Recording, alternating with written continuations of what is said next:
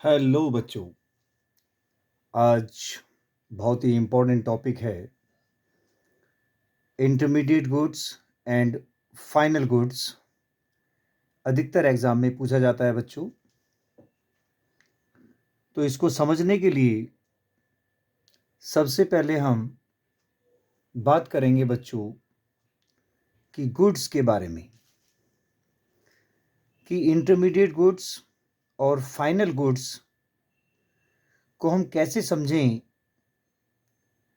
कि ये जो स्टेटमेंट होता है बच्चों दिया होता है कि वो इंटरमीडिएट गुड्स है या फाइनल गुड्स, उसके बारे में सबसे पहले हम समझते हैं बच्चों कि गुड्स क्या होता है।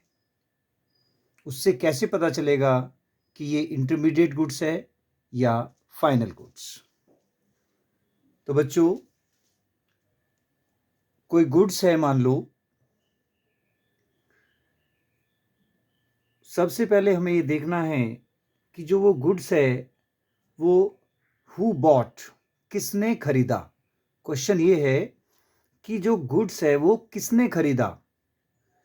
तो अगर क्वेश्चन हमने किया हु बॉट, किसने खरीदा उस गुड्स को, तो जवाब आएगा बच्चों या तो कंज्यूमर ने या प्रोड्यूसर ने।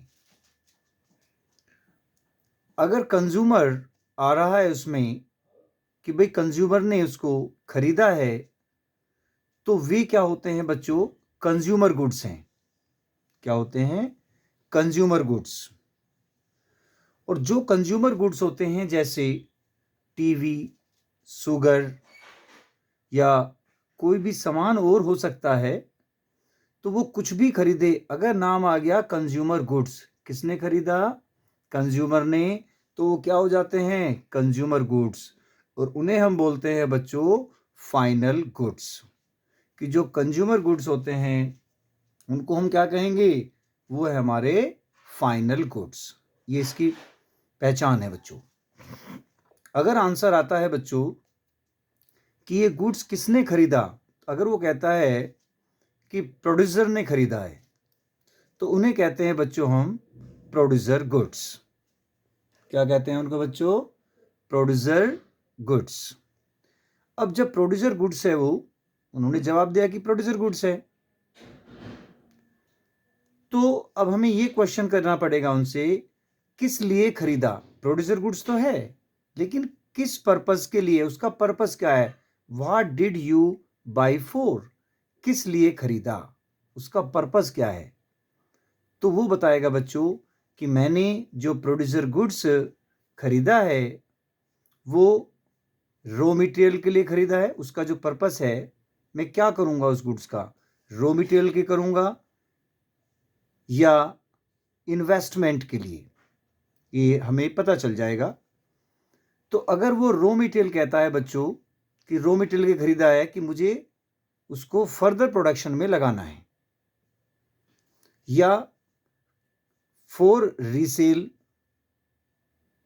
अगर उसका पर्पस बदल जाए कि मैं रॉ मटेरियल के लिए खरीद रहा हूं या उसको रीसेल के लिए कि मैं खरीदूंगा और फिर इसको दोबारा इसको बेच दूंगा, तो उन्हें बच्चों हम कहेंगे, हम इंटरमीडिएट गुड्स कहेंगे। कि क्या पर्पस है? रॉ मटेरियल के लिए खरीदा उस प्रोडक्ट को या रीसेल करने के लिए खरीदा, तो उसे हम कहेंगे बच्चों इंटरमीडिएट गुड्स। अगर वो कहता है कि जो मेरा पर्पस है, जो प्रोड्यूसर है, प्रोड्यूसर गुड्स है, कि मैंने जो परचेज किया है, जो प्रोडक्ट है, गुड्स को, वो इन्वेस्टमेंट के लिए किया है, तो जब इन्वेस्टमेंट की बात है तो उसे बोलते हैं बच्चों हम ये कैपिटल गुड्स है। क्या है बच्चों? ये कैपिटल गुड्स है। इसका मतलब इसकी लाइफ बहुत ज़्यादा है, ये ड्यूरेबल है, अर्थात इसकी कॉस्ट भी ज़्यादा होती है जो कैपिटल गुड्स होते हैं।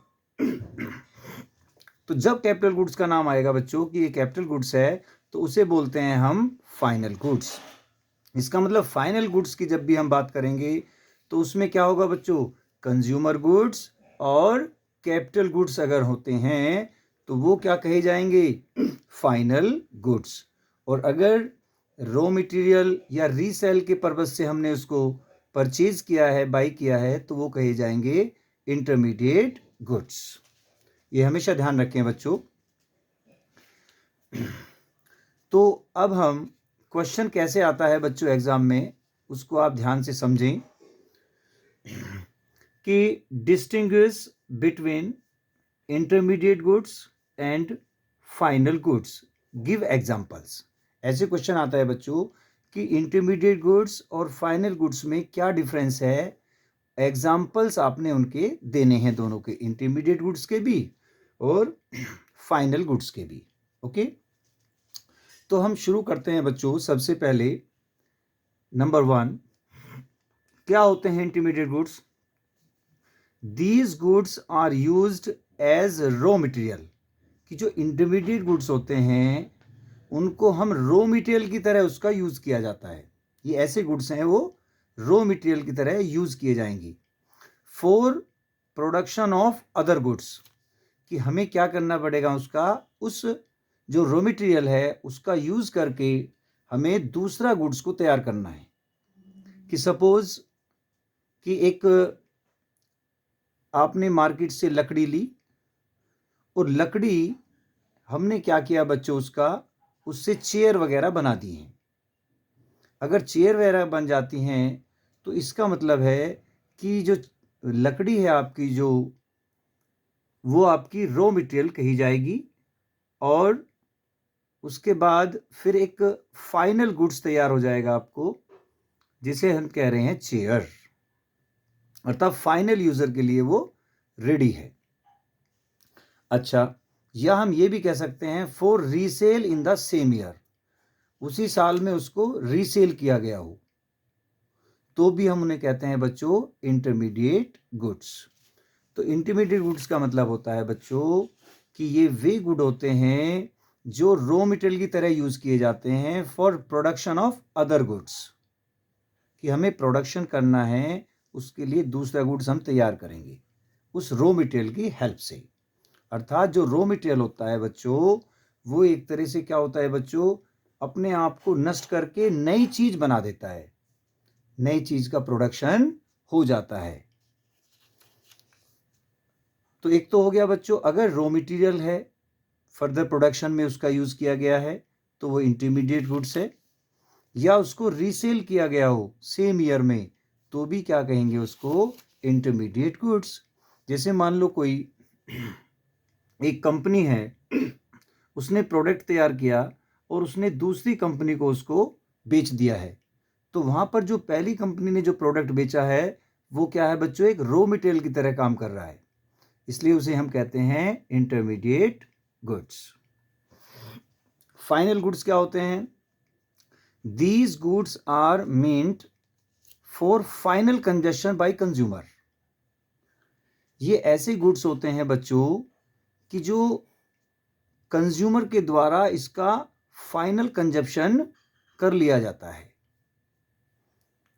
या फॉर इन्वेस्टमेंट, या तो उसका कंज्यूमर क्या करेंगे, कंजप्शन करेंगे। या जो फर्म है, जो प्रोड्यूसर हैं, वो क्या करेंगे बच्चों, इन्वेस्टमेंट।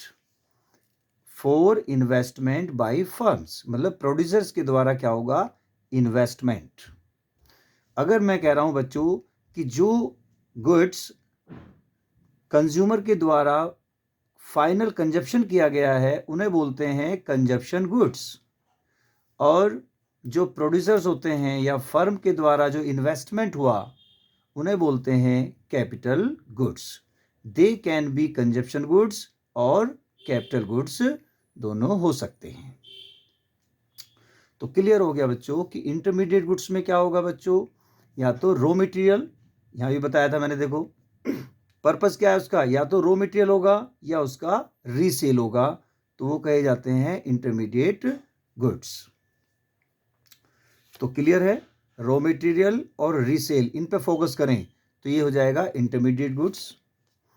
अगर फाइनल गुड्स है तो उसमें क्या होगा कि जो कंज्यूमर्स हैं या तो उसका फाइनल कंजप्शन कर लेंगे उस गुड्स का, या इन्वेस्टमेंट होगा फर्म्स के द्वारा, जो प्रोड्यूसर है इन्वेस्टमेंट करेंगे, ये रहा, कि या तो कंज्यूमर के द्वारा टीवी, शुगर, ये फाइनल गुड्स हो जाएंगे, जो कंज्यूमर गुड्स हैं, क्योंकि कंज्यूम किया गया है कंज्यूमर के द्वारा। और अगर प्रोड्यूसर के द्वारा है तो वो इन्वेस्टमेंट अगर कर रहे हैं तो वो क्या हो जाएंगे बच्चों? Final goods. क्या हो जाएंगे? Final goods. इन पर फोकस करें। दूसरा पॉइंट है बच्चों, these are used by the producers. जो इंटरमीडिएट गुड्स होते हैं ये किसके द्वारा यूज किए जाते हैं? प्रोड्यूसर्स के द्वारा। देखो, प्रोड्यूसर गुड्स हैं, जो प्रोड्यूसर्स हैं वो प्रोड्यूसर गुड्स हैं आपके। जो प्रोड्यूसर ने क्या किया, उसको खरीदा, वो क्या कहेंगे? प्रोड्यूसर गुड्स हैं। किस पर्पस के लिए है वो आप देख सकते हैं। तो इसका मतलब है कि जो इंटरमीडिएट गुड्स हैं इनका यूज किया जाता है प्रोड्यूसर के द्वारा। ये प्रोड्यूसर हैं और ये इंटरमीडिएट गुड्स हैं। इसका मतलब है, तो कौन यूज करता है बच्चों इनको? प्रोड्यूसर यूज करता है, जो एक उत्पादक है। इसमें फाइनल गुड्स में अगर हम बात करें, these are used by the consumer and producer. इसमें दोनों होते हैं बच्चों, कि कंज्यूमर भी होगा और प्रोड्यूसर भी होता है। यहाँ पर देख सकते हैं जब फाइनल गुड्स है तो फाइनल कंज्यूमर है और एक है आपका कौन है? प्रोड्यूसर। दोनों है बच्चों इसमें। तो इसमें तो हो गया बच्चों, प्रोड्यूसर होगा केवल जो यूज किया करता है इंटरमीडिएट गुड्स को। और इसमें क्या होता है, फाइनल गुड्स में क्या है कि जो फाइनल गुड्स हैं वो यूज किए जाते हैं कंज्यूमर के द्वारा और प्रोड्यूसर के द्वारा। तीसरा पॉइंट है बच्चों, these are used by producing product. ये किसके लिए यूज किए जाते हैं बच्चों? प्रोड्यूसिंग प्रोडक्ट, अर्थात किसका? प्रोडक्ट का क्या करते हैं हम?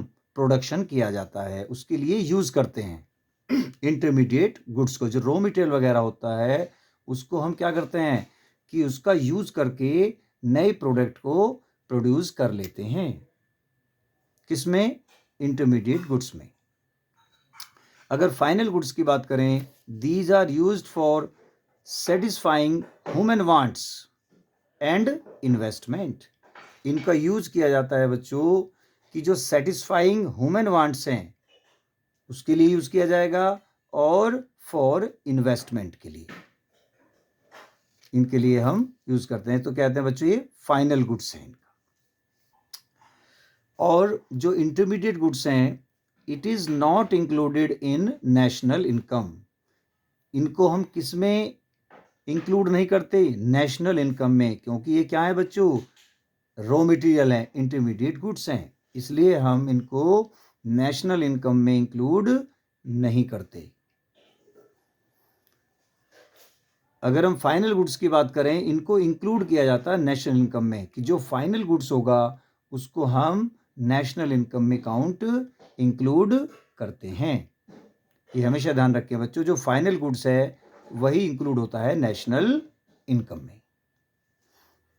अगर मैं एग्जाम्पल की बात करूं तो यहां पर देखें बच्चों, सीड्स परचेज्ड बाय फार्मर। अब क्वेश्चन ध्यान से सुने कि जो सीड्स है वो परचेज किया गया फार्मर के द्वारा।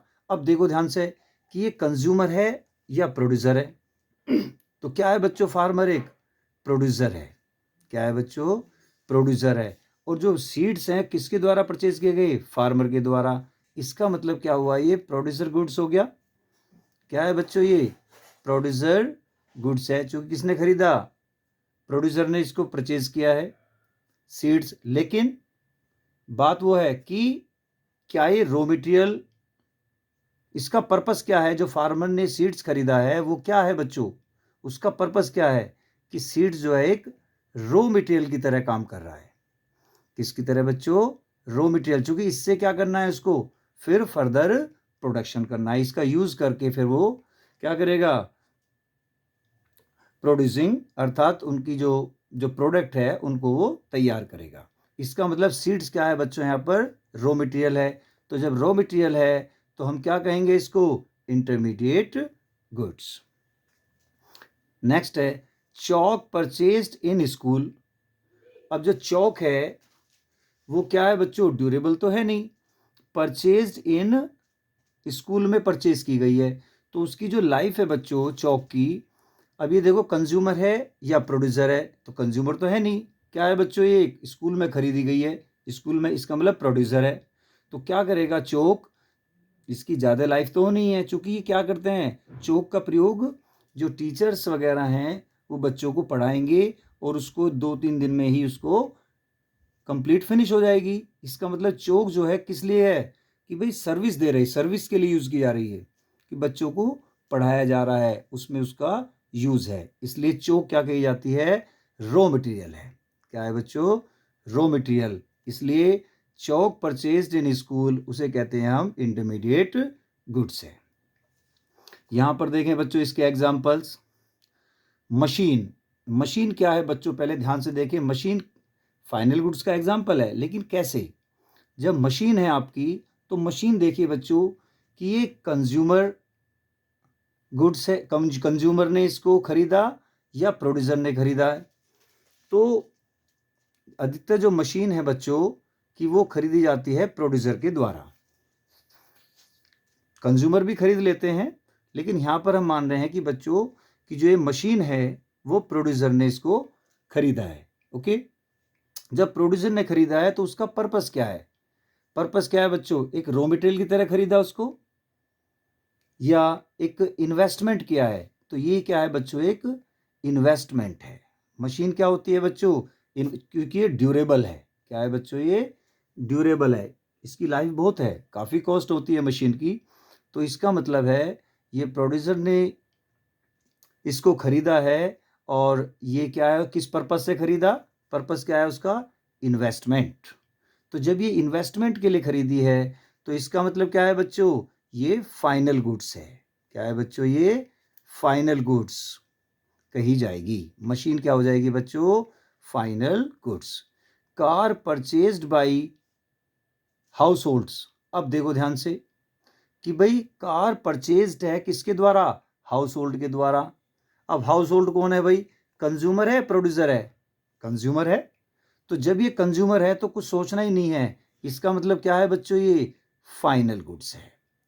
Car purchased by house hold, और हाउस होल्ड कौन है, कंज्यूमर, और जब कंज्यूमर ने खरीदी तो सीधा है, जब कंज्यूमर ने खरीदी तो इसका मतलब कंज्यूमर गुड्स है, अर्थात उसे हम क्या कहते हैं, फाइनल गुड्स।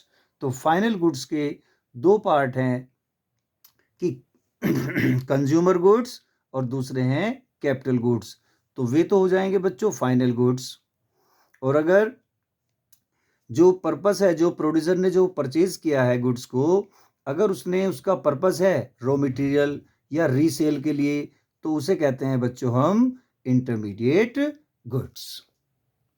तो बच्चों क्लियर है, इंटरमीडिएट गुड्स और फाइनल गुड्स। आप इजीली अब इसको बता सकते हैं, जो हमारे एग्जाम्पल्स थे उसमें इंटरमीडिएट गुड्स में और फाइनल गुड्स में, कभी कभी एग्जाम में पूछ लेता है बच्चों कि हमें जो एग्जाम्पल में दिए गए हैं, आप हमने बताया आपको, वो पूछ सकता है कि ये इंटरमीडिएट गुड्स है या फाइनल गुड्स विद रीज़न, तो उसको आप इजीली बता सकते हैं आप, इसमें अब आपको कोई प्रॉब्लम नहीं होगी।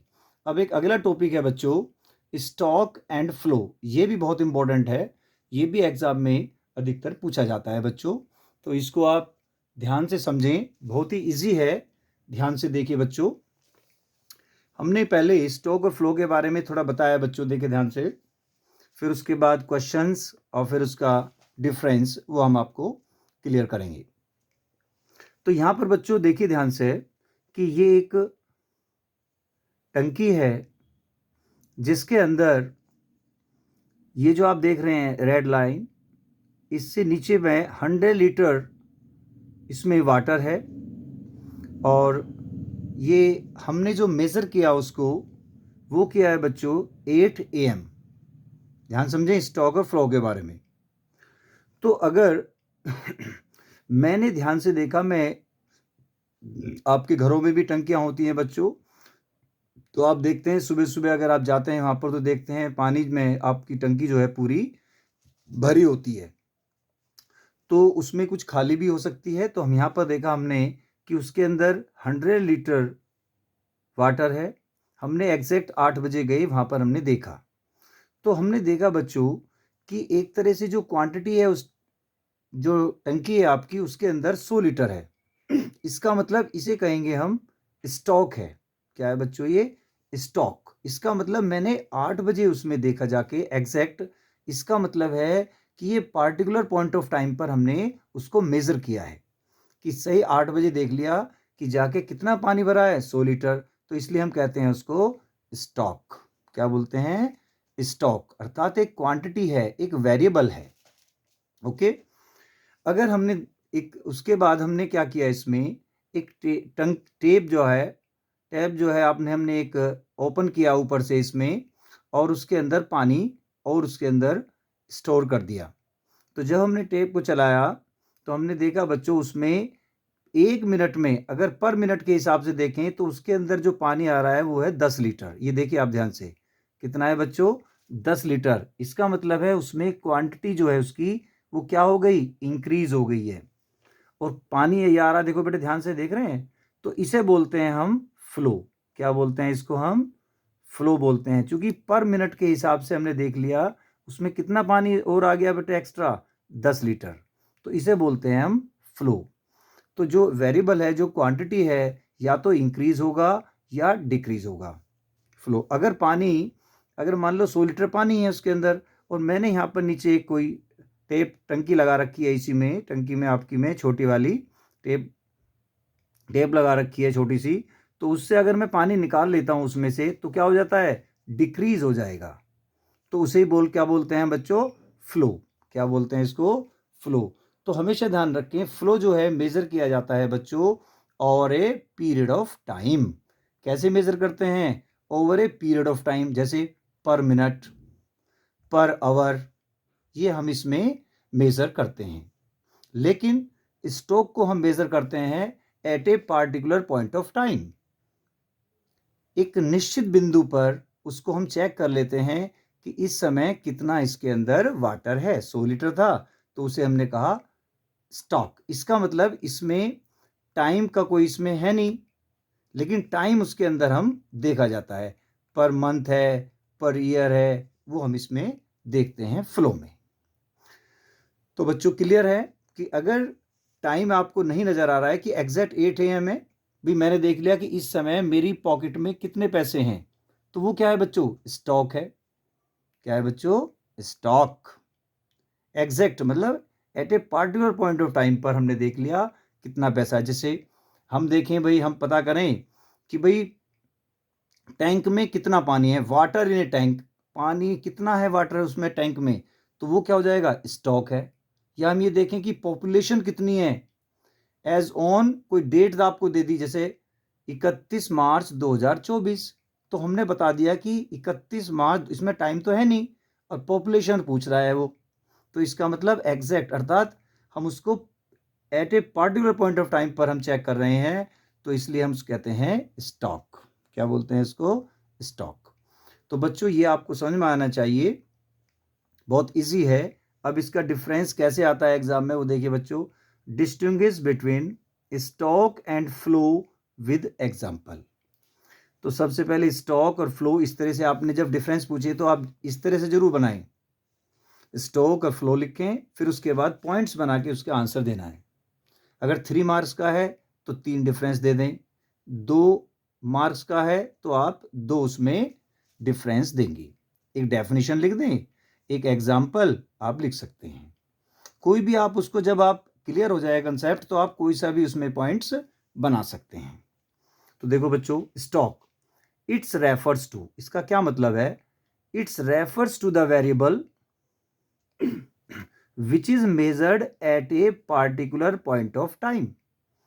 कि एक निश्चित बिंदु पर हमने मेजर किया है स्टॉक को, अर्थात उसको हम एक पार्टिकुलर पॉइंट ऑफ टाइम पर उसको हम मेजर करते हैं। किसको बच्चों? स्टॉक। जैसे हमने यहां पर देखा एग्जाम्पल 8 AM, हमने इस पॉइंट पर हमने देख लिया कि इसके अंदर कितना पानी है, 100 लीटर। क्या भी देखा? 8, एग्जैक्ट है बिल्कुल। ओके। और अगर फ्लो की बात करें, it refers to the variable which is measured over a period of time. Over a period of time हमें देखना पड़ेगा कि पर मिनट के हिसाब से कितना चेंज आ गया, उसमें इंक्रीज हुआ या डिक्रीज हुआ। पर ईयर के हिसाब से हमने देख लिया बच्चों, पर मंथ के हिसाब से देख लिया। जैसे हम कहते हैं बच्चों कि नंबर ऑफ बर्थ ड्यूरिंग 2023, कि कितने 2023 की अगर हम बात करें तो कितनी उनकी संख्या है जिनका बर्थ हुआ है, जन्म। तो हम कह सकते हैं बच्चों कि भाई उसका 2023 में ये एक फ्लो है, क्योंकि पूरी साल का हिसाब से देखेंगे, पर ईयर के हिसाब से देखेंगे बच्चों हम 2023 के लिए। ओके, तो इसलिए क्या हो गया उसमें बच्चे, टाइम आ जाता है। क्या आता है बच्चों, टाइम, अर्थात वो कह दिया हमने पर ईयर। तो ये हो जाएगा बच्चों फ्लो। तो क्या हो गया, over a period of time तो फ्लो हो जाता है। जैसे पर मिनट, पर आवर देख लीजिए बच्चों, जैसे पर मिनट हमने देखा, तो ये क्या है, इसका फ्लो है। क्या है बच्चों, ये फ्लो, अर्थात 10 लीटर उसमें क्या हो गया, इंक्रीज हो गया है। तो पर मिनट के हिसाब से हमने चेक कर लिया कि जो वाटर का लेवल है वो 10 लीटर क्या हो जाता है, इंक्रीज हो जाता है।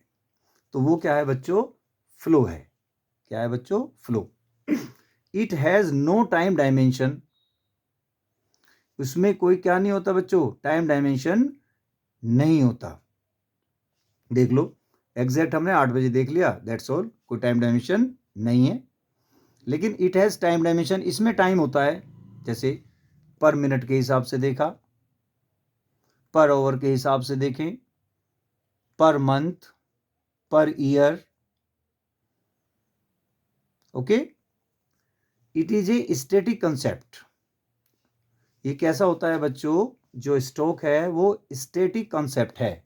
स्टैटिक कंसेप्ट का मतलब है एक तरह से वो स्थिर है। जैसे पानी में हमने देख लिया कितना पानी है उसके अंदर, 100 लीटर है जी, इसलिए स्टॉक है, स्टैटिक है। या हम ये देख सकते हैं कि दिल्ली से मेरठ तक की डिस्टेंस कितनी है बच्चों, वो भी क्या है, कांस्टेंट है, स्थिर है। इसलिए क्या कहते हैं उसको, वो भी क्या है, एक स्टॉक। इसलिए कहते हैं कि जो स्टॉक है वो एक स्टैटिक कॉन्सेप्ट है। अगर फ्लो की बात करें, it is a dynamic concept. Dynamic का मतलब है उसमें गति है।